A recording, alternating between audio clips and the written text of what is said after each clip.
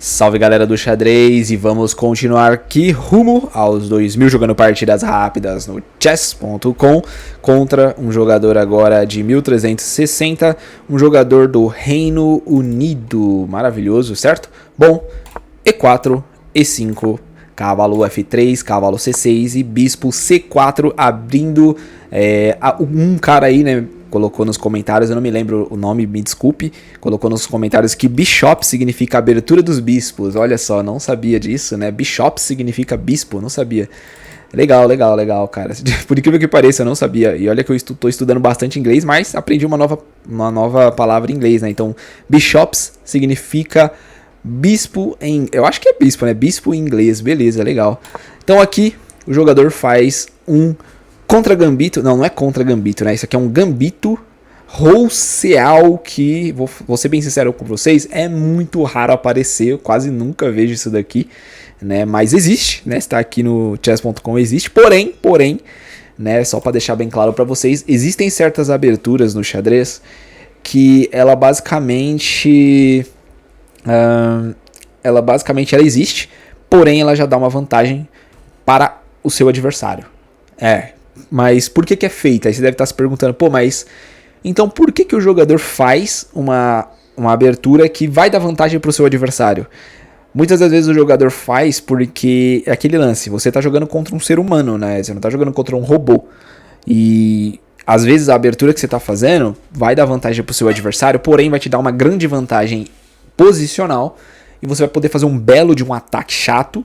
E o cara é um ser humano, ele pode errar, entendeu? E um erro crítico pode acabar quebrando a partida, né? No caso aqui, se você for ver, já tem vantagem para as brancas, né? Por causa desse sacrifício aqui. Porém, isso aqui, posicionalmente falando, vai dar vantagem para as peças negras. Lógico, o cara tem que saber jogar muito bem, né? Mas, se você jogar certinho com as peças brancas, você consegue segurar. Entendeu? Bom, aqui basicamente eu faço um peão D3, o jogador faz cavalo F6 e agora eu jogo o meu cavalo em G5, já atacando a posição, né? Isso aqui não sei se dá para parar, eu acho que não tem como. Deixa eu ver se jogar peãozada, sobe, jogo aqui, mais ou menos, porque dama entra... aqui não dá, né? Porque ele joga aqui, não entra aqui na posição, mas aqui talvez, né? A dama talvez nessa casa aqui fosse legal, né? Porque ataca aqui, daí ele joga aqui, toma aqui, sei lá. Eu sei que para essas negras já tá começando a ficar um jogo podre, né? O cara teria que pensar demais aqui nessa posição, certo? Bom, aqui o jogador, ao invés de fazer um D5, ele basicamente fez um peão, um bispo B4, né? Um bishops B4, né? E basicamente aqui eu jogo o peãozinho, atacando ele, né? Eu poderia ter tirado o cavalo, porém eu preferi forçar ele a movimentar o bispo dele, porque agora ele tem que tirar o bispo dele me dando esse tempo. Porque se eu jogar cavalo, ele pode dar um jeito de tentar defender aqui a posição, né? Porque ele não precisa movimentar o bispo, ele pode deixar o bispo ali e tentar criar uma defesa aqui, né? Agora, jogando o peão, ele é obrigado a movimentar o bispo. E aí me dá um tempo de fazer algum lance aqui, né? E isso é chamado de tempos no xadrez, para você que não sabe o que é isso, né? É um ganho de tempo. Eu ganhei um tempo aqui em cima dessa peça, né? Por quê? Porque eu forço essa peça a recuar para se defender. E assim me dá um tempo de jogo, ainda podendo fazer um lance aqui de ataque. Entendeu? Isso daí, quando você começa a estudar livros de xadrez, eles pegam muito nessa tecla no começo, principalmente nas aberturas, né? Eles pegam muito essa parada de ganhos de tempos, que é muito importante, certo? Bom, aqui ele joga bispo em C5, né? E aqui eu jogo o meu cavalo dando duplo. Duplo na dama e um duplo na torre. E aqui ele tem que simplesmente... na verdade o lance certo é que era tirar a dama, eu acho, né? Deixa eu ver. Acho que esse era o lance certo, deixa eu ver o que tá falando. Isso é...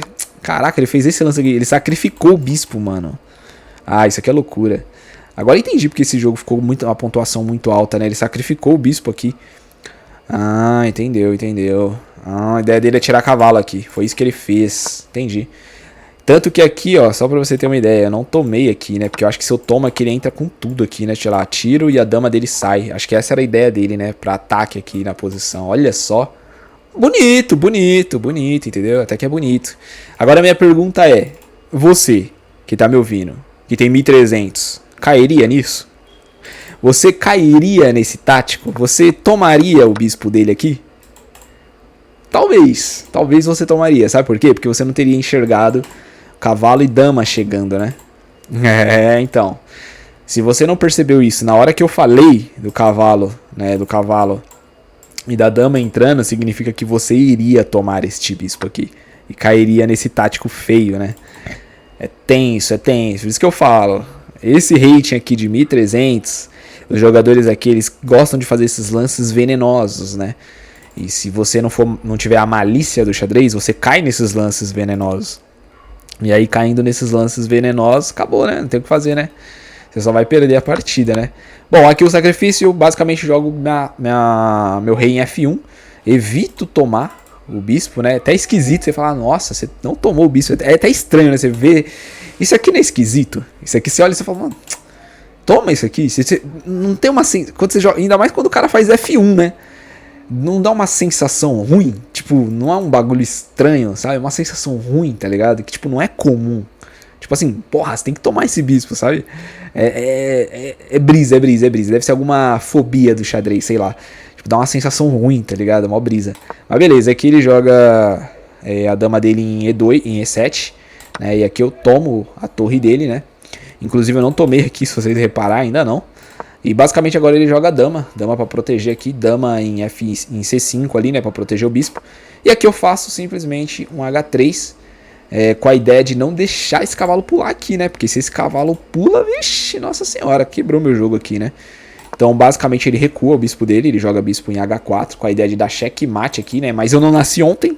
Basicamente, eu jogo minha dama E2 tranquilamente, protejo a minha posição, né? O jogador faz um D6 para liberar o bispo dele. E aqui eu jogo meu bispo E3, fechando a diagonal da dama dele já, me deixando mais tranquilo aqui no jogo, né?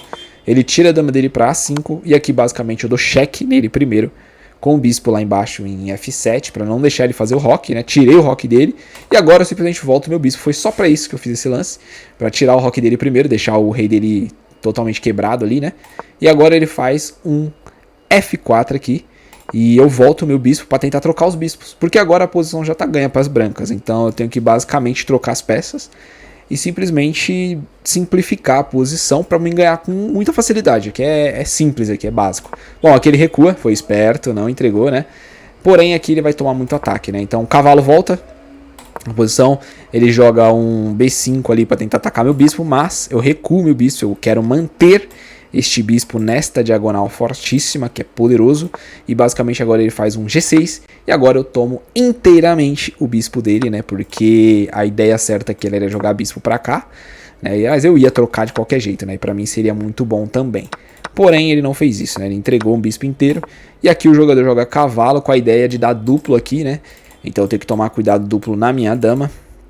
E basicamente eu tomo ali o peãozada dele de H7, ele vem com o rei dele, eu recuo meu cavalo novamente para G5, e aqui ele faz peão B4, e aqui eu jogo o meu cavalo dando cheque, ele captura com o bispo, eu capturo com o meu bispo, e basicamente ele toma ali o meu peão de C, e agora eu venho com o meu cavalo, minha última peça do desenvolvimento, liberada, certo? Bom, aqui ele joga cavalinho na posição, e aqui eu cometo um erro muito feio, né, um erro muito feio.